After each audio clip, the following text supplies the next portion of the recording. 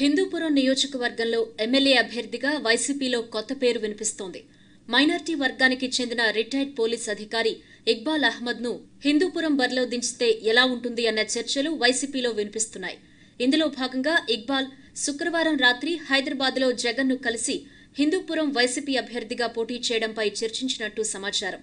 ఇక్బాల్ అహ్మద్ కర్నూలు జిల్లా వ్యక్తి అయిన హిందూపురానికి బంధుత్వంతో పాటు పోలీస్ అధికారిగా పరిచయాలున్న నేపథ్యంలో తెరపైకి ఆయన పేరొచ్చింది.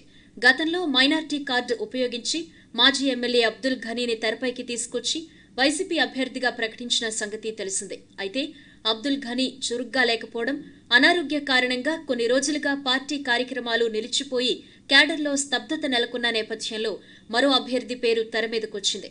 ఈ తరుణంలో హిందూపురంతో పాటు చిలమత్తూరు మండలంలో బలమైన మైనార్టీ కోసం అన్వేషిస్తోంది.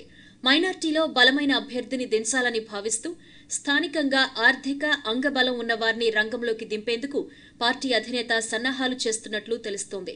ఎన్నికల షెడ్యూల్ సమీపిస్తున్న నేపథ్యంలో హిందూపురంలో టీడీపీని ఢీకొట్టే వైసీపీ అభ్యర్థి కనిపించకపోవడంతో పార్టీ క్యాడర్లో అయోమయం ఏర్పడుతోంది.